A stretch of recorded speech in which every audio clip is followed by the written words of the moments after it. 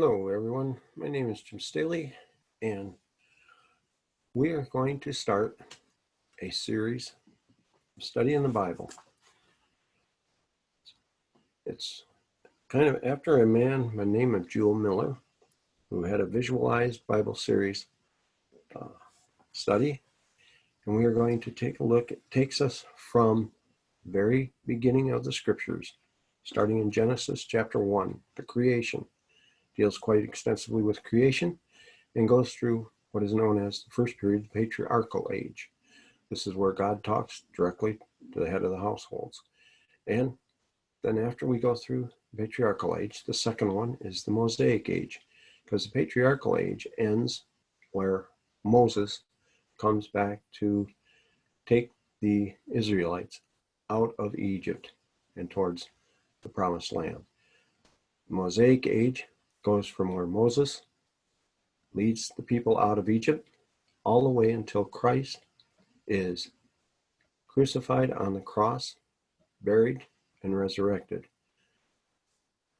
It would seem that the Mosaic age would stop at the birth of Christ, but no, it goes all the way until the end of Christ. The Christian age is the third age, which will start there after Christ has risen from the dead. It is the time when there in chapter 1 of the book of Acts is where the history of the Christians start. Acts is the history book of the Christian age, and we'll find the references that are in the letters that follow the book of Acts will be discussed there with what has happened in the book of Acts all the way up until time of the book of Revelation, where John writes on the island of Patmos the revelation of Jesus Christ. And then at the end of that, the fourth lesson will talk about God's plan for redeeming man, because this is a plan and it ties together all the first three studies, because it starts and shows that God had that plan for man from the very beginning, even before the earth was formed, and that it continues through today all the way until the end of time. And then on the fifth one, the fifth and final lesson, is where we'll pick up after the first century Christians, excuse me, and we'll continue all the way up until today of just what has transpired within the church that we know. We know that Christ, in the very beginning, created this organization, created this assembly, this group, created this, what he refers to as his bride. There, after he goes to the cross, and we know that this church, the church being people, is in existence today, and we can see what it has gone through all over through the centuries.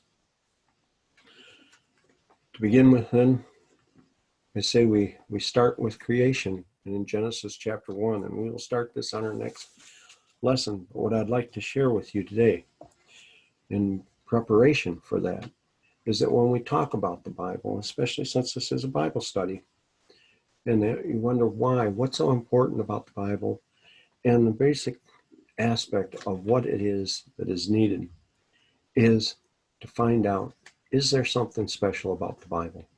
Is there a God? What is God? And that's a very basic question, because a lot of theories are out there. And right now in school, most of the kids are taught evolution. But that's a theory also. None of these things have been proven. When you sit there and think of what it is about the Bible, has anybody seen God? And I have not shaken his hand. I have not gone up and given him a hug, because he's not a human being. He's not a physical being like I am. He's spiritual. He's a spirit. We'll see that. God says that even in the beginning, in the creation. And yet, when it comes on down to evolution, the Big Bang, where did it start? What happened with it? How did it happen? Both are just theories. We haven't been able to prove evolution any more than we've been able to disprove the Bible. We know that when it comes on down to our creation, our being, what brought us about, all the beginnings require faith. There is none that is based on scientific fact and principles. All are theories. And that's the thing. If you believe in God, that takes faith. If you don't believe in God, that takes faith. I have a gentleman, Brad Harab, wrote a letter to a friend of his who had rejected the theory of a God, took on atheism, said that God was something that couldn't be explained, and that blind faith is what it was that was leading others to him. Well, I think he had a good way of putting it to this gentleman. He said, "Dear friend, I hope this letter finds you well, and I hope you are enjoying the signs and sights of spring all around you. As the trees and grass wakes up, I hope you will pause and truly consider what has happened for trees and plants to go dormant and then reawaken each year at the proper time. Think about what they have to do in order not to freeze and the built-in timing mechanism they possess. Did these complex processes happen by mere chance?" Isn't that something? When you sit there and you think about the design of what has gone into life, we have as much evidence for God as what others think they have for evolution. Because, yes, the trees go dormant. They don't die and then come back to life. And yet they do. They do go dormant. They stay there and they do come back to life. Probably on a seed, the seed will go dormant in the ground until it finally starts to come on out. Seed without going dormant will not grow. And yet also when it comes to the theory of evolution, what brought about the oak tree instead of the redwood? How did that happen?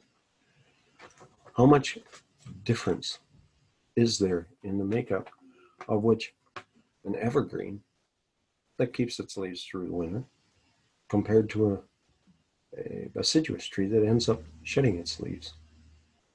What comes with that? How did that process come about? Evolution, one thing made another. What are the odds of that happening? Continues on. He says, "You mentioned that you consider religion and faith just a crutch for the weak-minded. You argued that intelligent people believe in naturalism and evolution, which you said could be proven. Let's consider your argument for just a moment. I will grant you that some people find solace, peace, and comfort in their belief in God. Life can be tough sometimes, and a strong faith helps a person navigate safely through pain and suffering. Crutches can be good for those who are healing from an injury." Doesn't that make sense? Yes. Is it good to know that there is a God, that there is a design, that there is a purpose for your life, rather than the fact that you just popped out of a blender? Yes. Weak-minded? Maybe it's just logical. However, your point was meant to be more derogatory, so let's address that. While the mainstream media rarely reports it, there is literally thousands of men and women with advanced degrees who believe in God and the creation account. This is true. You have as many believe in Christ as who don't.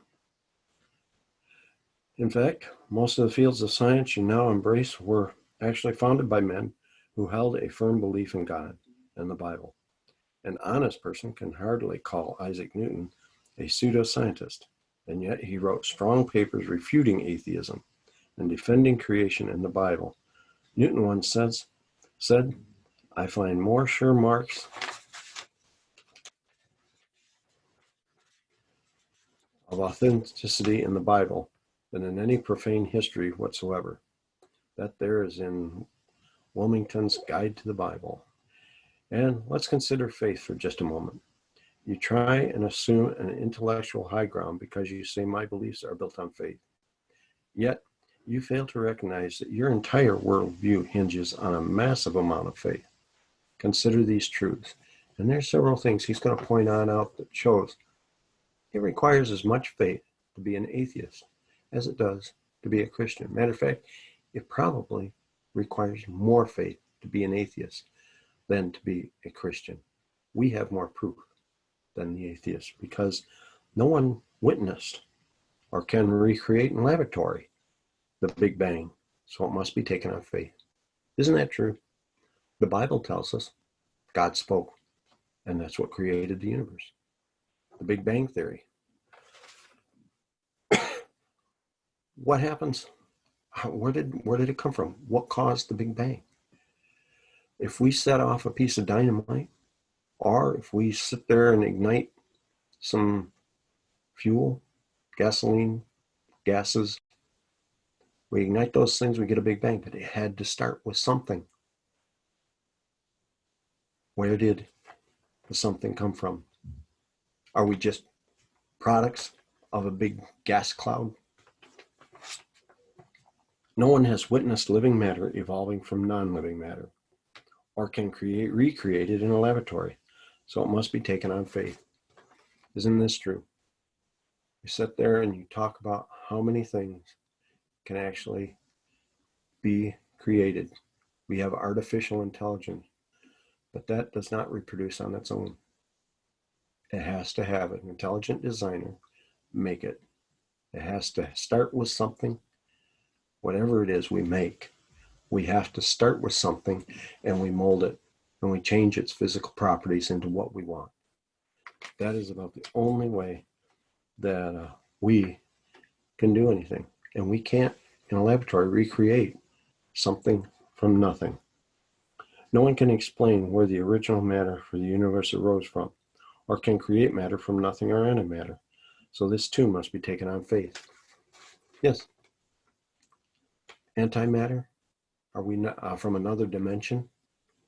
What is it that we want to end up tricking our mind into thinking that we just happened out of nothing? Or isn't it a little bit more logical? And cannot faith be more involved in the fact that a supreme being, a spirit, a God, created us simply by speaking? Pretty awesome in that aspect. Have no disproof, no real proof, just faith.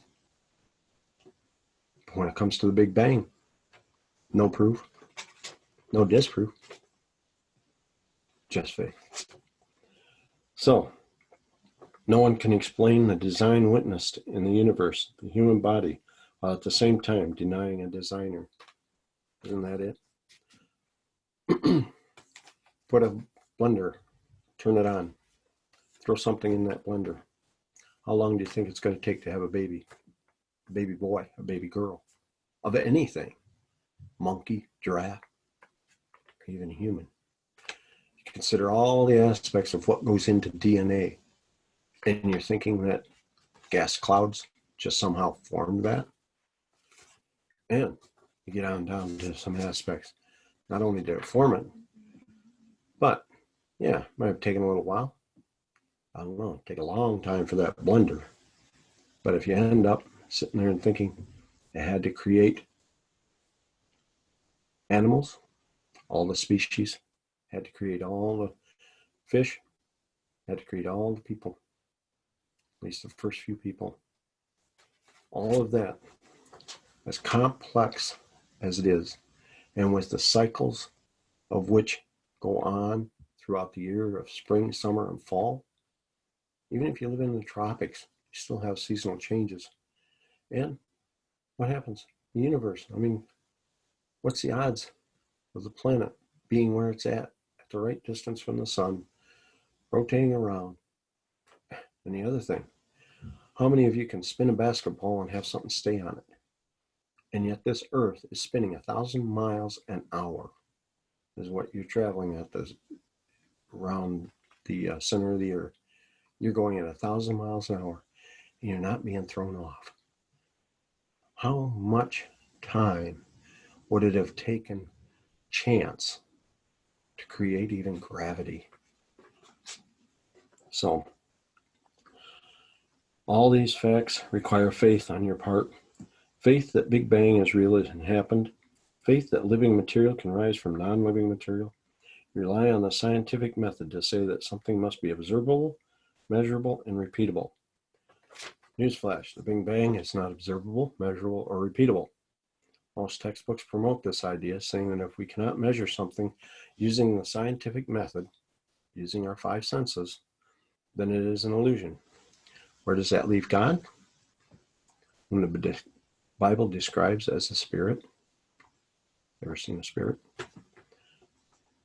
Anyone who has spent any time at all studying philosophy or logic can understand that while a supreme being may not be proven in a laboratory using scientific method, the laboratory's very existence is proof of his existence because it's logical, it's design. It takes intelligence to find intelligence, to create intelligence. Consider this simple logic. It is self-evident truth that something cannot come from nothing. Since something now exists, this indicates that something has existed forever. That means something is eternal, meaning it has always been here.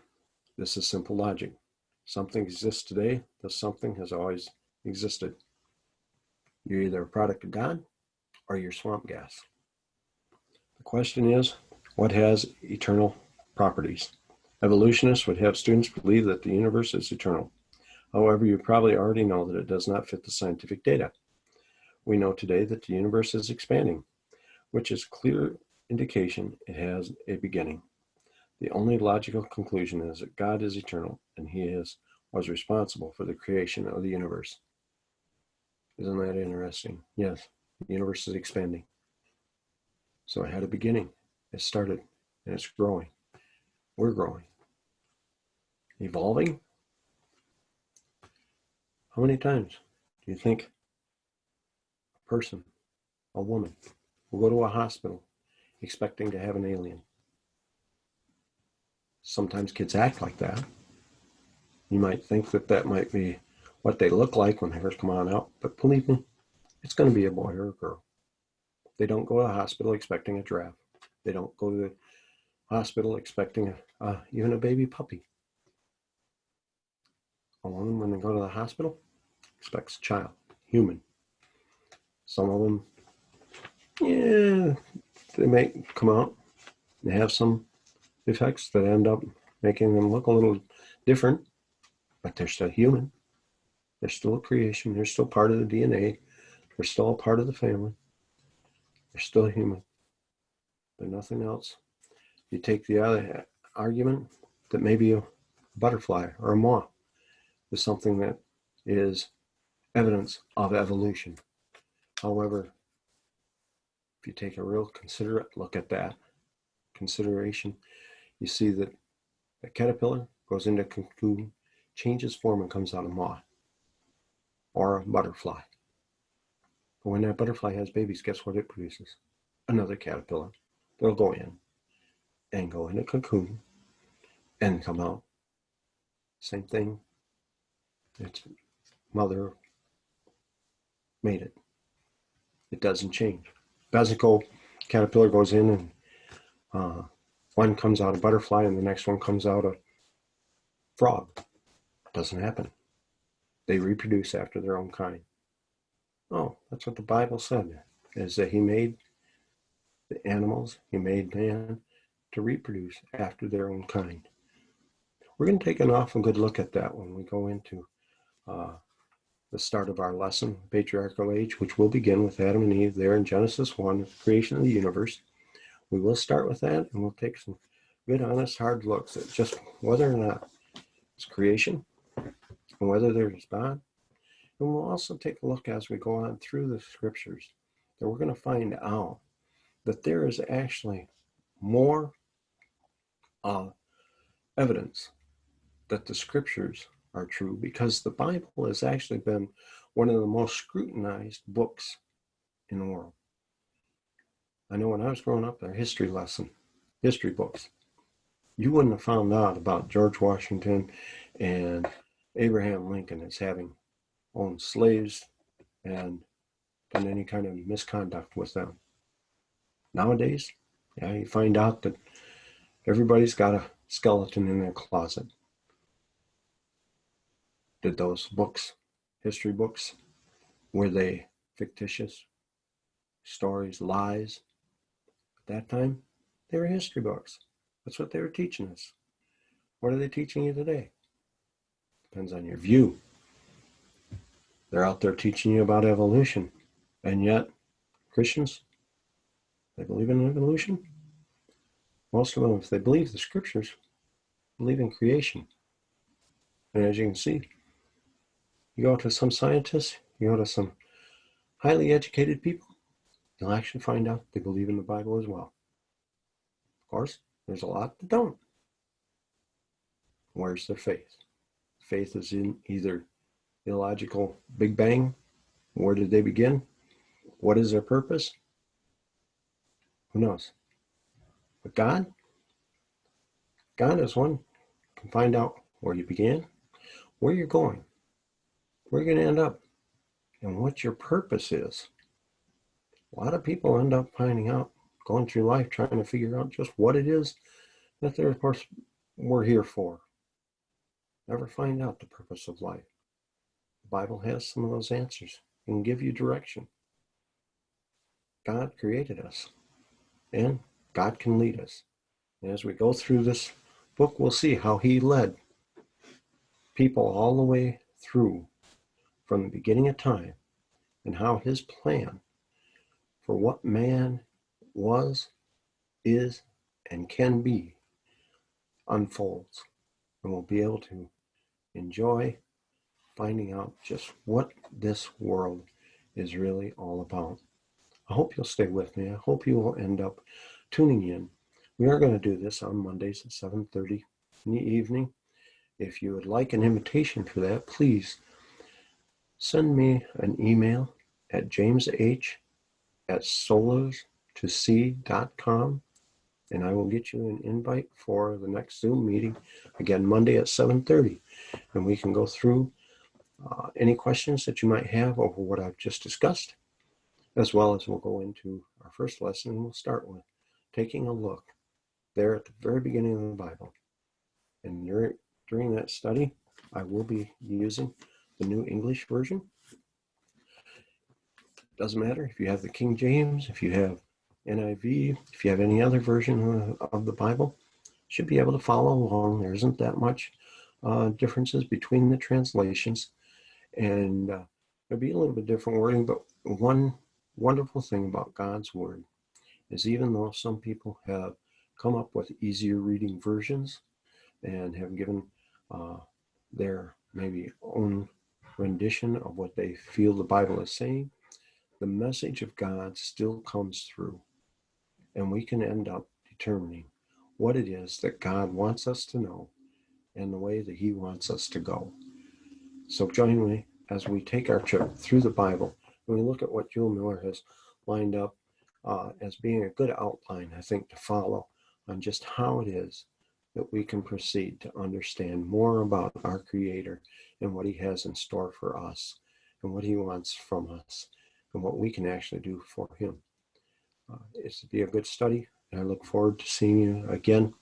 If you'd like to get a hold of me, again, James H. at solas2c.com, and that's SOLARS, then the number 2, then the letter C.com. Please go ahead and email me, and I will get you an invite for the next Zoom meeting. Otherwise, this here hopefully will be posted on YouTube as well as Facebook, and you should be able to view this and follow the lessons as I go along. Appreciate you tuning in. I look forward to our next time. Thank you very much.